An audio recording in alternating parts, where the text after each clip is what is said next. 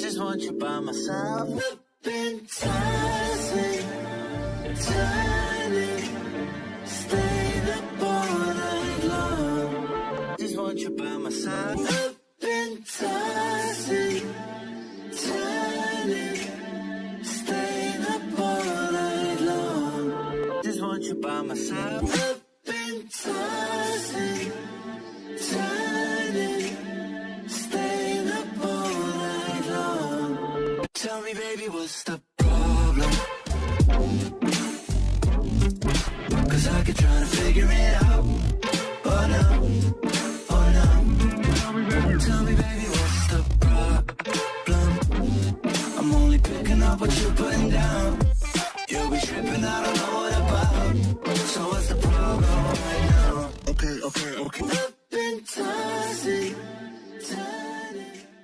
Chapter 18000. If there were ever a time that the Yondaime Raikage wanted to follow in his predecessor's footsteps, it was now. He tapped a finger against the table, rereading the report from their Konoha mole. Has this been independently verified? A demanded, glancing over at his faithful assistant. Mabi nodded. Yes, Raikage-sama. Motoi-san was dispatched yesterday to confirm. His report arrived 2 hours ago. She handed over the packet of papers in her hand. He was able to infiltrate the village for all of 6 hours before village Umbu came down upon him. He was posing as a Kirinin at the time.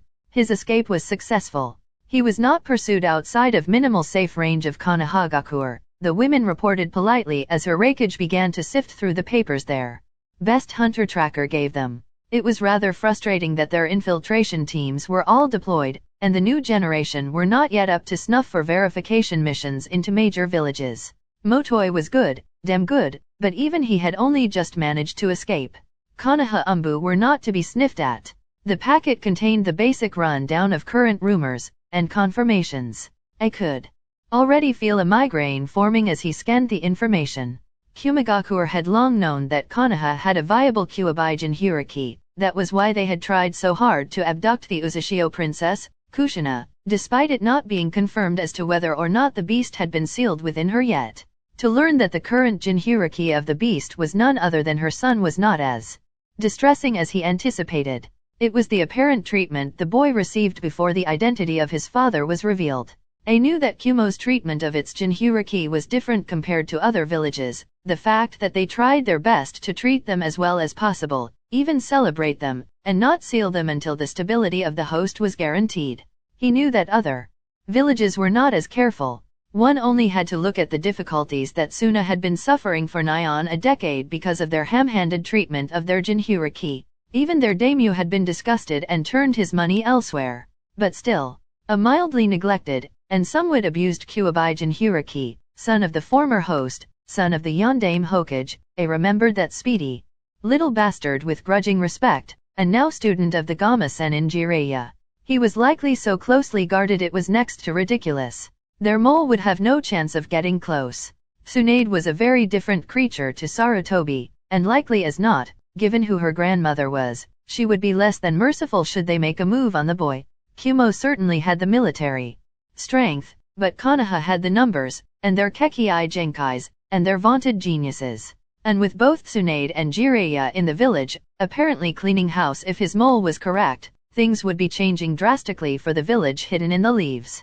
I pulled out a photograph, eyebrow climbing speculatively. The sister on the other hand, newly discovered, a senjutsu adept, in that according to reports, she couldn't use anything but senjutsu, and possessing the Uzumaki Kekii Genkai. She was of breeding age, looked healthy enough. I studied the picture of the young woman carefully, frowning slightly. While they had, for the first time in village history, managed to cultivate a pair of stable Jinhyuriki in both Ujito-kun and Bii, they still didn't know how, whether it was a simple anomaly in the Biju ceiling, or whether it was something inherent within the host themselves. Neither A nor his best Fuinjutsu adepts could tell him, which meant they would need to prepare for the next ceiling.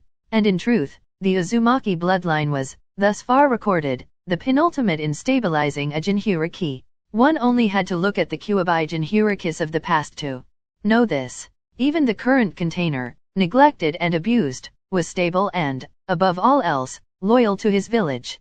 The famous Uzumaki stubbornness and loyalty showing through in equal parts. A stubbornness and loyalty that Kumo could put to use a lot better than Konoha in this instance. For one, they would return that loyalty by not treating their Jinchuriki like shit. The Raikage scowled at his own train of thought. After the Hyuga incident, Kumo had made a private decision to no longer attempt bloodline theft from major villages, unless those Kekii Genkai carriers were in danger and approached them first. Their ranks had been greatly bolstered by the Kiri blood purges, and they were not above liberating misunderstood children from minor villages like Grass, or River, or Frost. But to provoke a major village for one bloodline. He rubbed his chin, glaring down at the photograph. She was easy on the eyes, he could give her that, looking far too much like her pretty boy father to be anything but. Her mother's green eyes, whisker marks, pale skin. Her choice in clothing was surprisingly modest for her body type. Women with breasts like that did not wear polo necks in his experience. He growled under his breath, once again tapping irritably at his desk. Did he possibly poke the sleeping lion and try to steal one of its cubs, or did he leave well alone? Currently, Konoha didn't have the military strength to wage a war. Not an all-out one against them at any rate. But they had the sheer numbers to square up.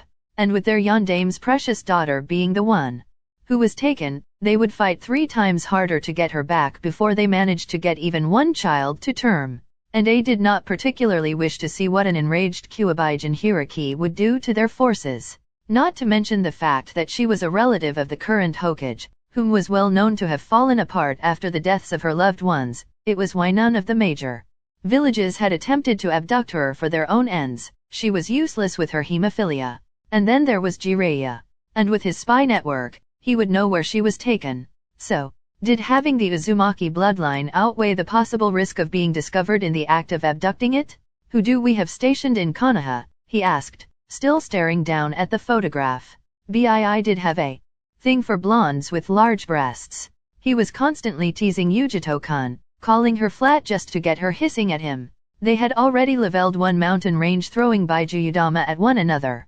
Tango-san, sir, Mabi answered promptly, making a pause. Your older brother? He questioned in mild surprise. Yes sir. A huffed softly. Mabi would never hold it against him if he ordered it, but he knew he would never be able to look her in the eye if his order got her brother killed. It also explained how her brother got the reports to him so quickly time and time again. He likely as not possessed the same ability as she did. He grabbed a fresh scroll and brush and began to write. This had to be carefully done, thoroughly planned out. One slip up and things would get very, very hairy. It would not be the product of months, this would likely as not be the product of years. Almost as many years as it took to get Tango into Konoha without triggering their suspicions. He hesitated for barely a second before he handed his assistant the scroll. Deliver this to Tango, he ordered gruffly, watching as she bowed in acknowledgement and swiftly retreated from his office in professional measured steps. The door clicked shut behind her and he finally allowed himself the luxury of pinching the bridge of his nose and slumping back in his seat. For better or worse, he had just signed the order to liberate the Uzumaki Kekii Genkai carrier from Konoha. 000 Itake was confused. Thoroughly so. With his mother being Uzumaki Kushina's best friend and former genin teammate. Itake had grown up with the young woman's constant appearances for afternoon tea. How she would laugh and ruffle his hair and swing him up onto her shoulders before racing the length and breadth of Konoha as swiftly as she could while he clung on for dear life. How she would blow his father off with a snarky comment and then ply his mother with dango. She had been the one to teach him how to properly throw kunao, and manipulate wires to use with his katon jutsus. She had never mentioned having a daughter. His mother had never brought it up. Minato-san, who was almost as frequent a visitor as his wife, had never mentioned it either. So when Zetsu gave his report on Uzumaki Naruto having stumbled upon an older sister, he was understandably suspicious. And then word of Danzu's quiet execution, the house arrest and confinement of both Koharu and Homura, the disbanding of Root Umbu, on top of the messy death of Yakushi Kabuto, one of Sasori's spies and Orochimaru's lapdog. Itake was becoming twitchy. Things were moving too quickly in Konoha and it was making their plans unstable. It was making Itake himself skittish. He had to get back to Konoha and check on Suzuki. 000. Another Uzumaki? possessing Kushina's abilities at that. Obito murmured quietly to himself. This could prove useful. The Sanbai was currently unshackled. It would be much easier to could. Rin. Moon. Kakashi. An Uzumaki without a Biju could be useful. If they got too rough and released one of the more powerful beasts, they could simply have her recapture it. A suitably powerful genjutsu was all it took. The moon was bright tonight. 000 I shoulda kicked her ass, roared the voice of one Kyuubi Jinchuriki from behind the protective shrouds of Ichiraku Ramen. Where the hell does she get off molesting Nichin's face, huh? He demanded indignantly, jabbing his chopsticks at Ayam and Tuke, who were both nodding and smiling in amusement and bemusement as their favorite customer blew off his temper loudly and with a lot of gesturing. His sister sat beside him rubbing her slightly pink cheek with a queer expression on her face, the ramen in front of her quietly steaming away. You can't attack little old ladies.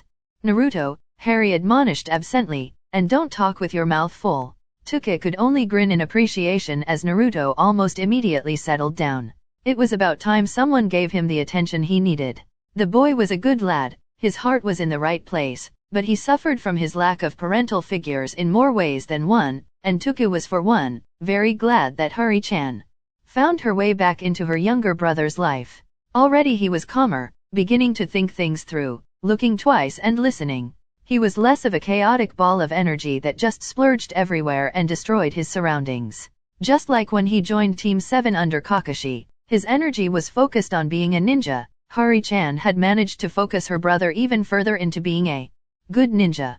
Ayam giggled. What did she look like? She asked curiously. Not many people had the bravery to approach the Kyuubi Jinchuriki, and that would undoubtedly extend over his sister until people calmed down. Then Ayam wouldn't be surprised if the poor girl found herself with a Fang club of all things. Ayam remembered having one of her own in civilian school. It was quite intimidating and she had to double-check her windows and curtains every time before she got changed. The shop was one of the only safe places for her since her father wielded a mean ladle and no one wanted to get on his bad side. Late 70s, early 80s. About eye level with my shoulder. She was a little hunched over. Had pale gray hair pulled back in a bun. Black hair sticks with gold bits. She wore a kimono. A dark purple one with pink flowers on it. And a dark red obi. She had a cane, black with a silver handle, Hari-chan detailed thoughtfully before wincing slightly. Good grip.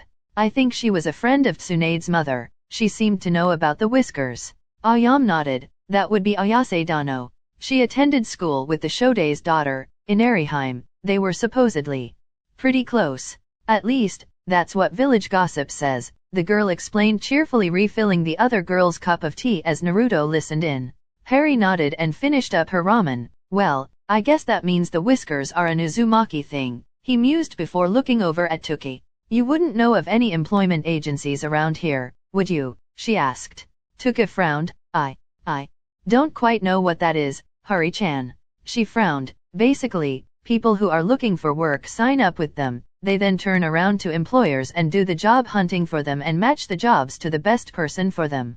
Tuki shook his head. Sounds useful, but I'm afraid the closest you'll find to that is the mission office in the Hokage Tower, and that's shinobi only. But hey, if you're looking for work I can ask around, see who's hiring. What exactly are you looking for? Really? Thank you very much, Tuka-san. I'd prefer a full-time job, but I can work multiple part-times if needs be. I'm pretty good at cooking and cleaning. I could easily work as a housekeeper. I can work as a waitress, no problem. My maths is pretty good and I'm okay with people, so I can do cashier work. I just need someone to walk me through using the cash register, she explained, gesturing to the device sat on the table. They're a fair bit different back where I was. I'm good with animals, so pet sitting is okay. I can take care of children all right. I've been told I make for a pretty good teacher, so a tutor maybe. He trailed off, racking his brains for something else. In all honesty, any job will do as long as they're willing to show me the ropes. I don't really care if I end up sweeping the sewers if it pays well enough for me to get Naruto out of that crap hole he calls an apartment. Nichin? It's not that bad, Naruto exclaimed indignantly. Naruto, the showers are ice cold and the water is brown. Your fridge doesn't work. And the floorboards are rotting in places. I'm also pretty certain I saw a cockroach last night, but it was too dark to tell. I'm sorry, but it's just not pleasant. And it's too small for the both of us. I'm pretty sure you'll be wanting some other pretty girls to share your bed in a few years, and I for one don't find the couch very comfortable, Harry explained, smirking slightly at the look of confusion on Naruto's face. Tuka laughed, saving Naruto from possibly putting his foot in it. He quite clearly hadn't caught the joke. Well, I know that the Yamanaka flower shop is looking for workers. Then there's the yakiniku stand just over there. I know the three-bladed blacksmiths is looking for an apprentice. And Sango's tea house is always hiring, the old ramen chef listed. I would recommend avoiding any of the Fuji shops. He and his group have always been rather hard on Naruto. I wouldn't want to take the chance they would turn that behavior on you. Knowing what he knew of Fuji Yuzuki, Tuku would not have minded inserting a red-hot ladle into the man rectally. The man was as power-hungry as it got, and he wasn't the first one to warn off various clan heiresses from him. He had attempted to gain forceful entry into Inuzuka clan by trying to claim that he was the father of Inuzuka Hana. Some laughed him out of the compound, while Kuromaru left teeth marks in his buttocks that still adorned them today. When he brought his claim to the council, they had just looked at him as though he were an idiot. Fuji Yuzuki had been trying to get into the shinobi clans for years. He would try to land an heiress, get her pregnant, claim the child was his, and then try to marry into the clan so that when the previous head passed, he could take the reins and become a political power within the village. He had not succeeded with the Inuzuka clan because that was a clan that ran off wolf mentality, the strongest lead. If Fuji wanted to be clan head, he would have to beat every other contender for that title, even the so-called mother of his child. A claim that the Inuzuka laughed at because the girl did not carry even one scrap of his scent, thus proving she was not his child. He attempted the same thing with various other clans, but the girls themselves had quite cunningly made themselves unavailable to him. But that hadn't stopped him attempting to rape what he thought was the helpless and somewhat sickly heiress to a minor shinobi clan. Even sick and unarmed, she broke his arm in 3 places and laid him in hospital for a month. No, Tuku would not put it past Fuji to make an attempt on Hari-chan, not only to befoul and upset Naruto, but to also get his claws into the Namikaze clan and wield the prestige that a Hokage's clan possessed. And given how Hari-chan was an outsider, she was completely unaware of these political ploys that would be happening around her. He would have to bring his concerns up with Jiraiya-sama the next time he passed by. Someone needed to teach her how to watch her back in the shark's pool. I would definitely try the Yamanakas first, Hari-chan, Ayam broke in, smiling. Hanako-san is very easy to get along with. But she's a little worked off her feet with little Ino-chan a genin now. Last I heard, her husband was reinstated at the last moment, so she's quite beside herself trying to fill in various orders. Do you know the flower language? Harry floundered a little in embarrassment, on only the Victorian one from back home. Naruto promptly interrupted. We can get some flowers for Fuzzy Brows, he exclaimed. His room was empty, so we gotta get him something. Harry smiled, a little overwhelmed. All right. What do you think he would like? Naruto hummed as he finished his last bowl and pushed the stack of empties forward where Ayam could collect them. He's always blabbering about youth and, oh, a lotus? He said something about the lotus of Konoha always blooms, twice, I think. But, yeah, we gotta get him a lotus. Naruto then jumped up and off his stool, grabbing his sister by the sleeve. Kman, hang on a second, let me pay for our meals at least. It's alright, Hari-chan, Tuki assured her. We'll just pop it on Naruto's tab. He's a good kid, he always settles it at the end of the month. Well, if you're sure. We're sure, off you go. Have fun you too. We will. Bye Jiaiken, Ayam-nichan. Naruto called, dragging Harry off down the street towards Ino's shop. It always kind of surprised him how quickly things could move at times. It still felt like Harry had walked through the village gates half an hour ago, not several days ago. Then again, he had been in and out of the hospital, the Hokage's office, the interrogation department, and now being pulled around the village for the second time. A lot had happened. Yet, being pulled down the market street, receiving those curious glances, the occasional stare, as Naruto forced her to run in order to keep up, it didn't feel like very long has passed. It barely felt like she had stepped foot into this village. It felt strange to think of how much time has passed, and how little it felt it had. Then, again, Looking back on Hogwarts, his years there had passed altogether too quickly. He looked up towards the flawless heron blue sky with its lazily drifting snow-white clouds and wondered when Hedwig was coming back. That's the end of this chapter. Thanks for listening. Be sure to like and subscribe for more and to help this channel grow. See you next time.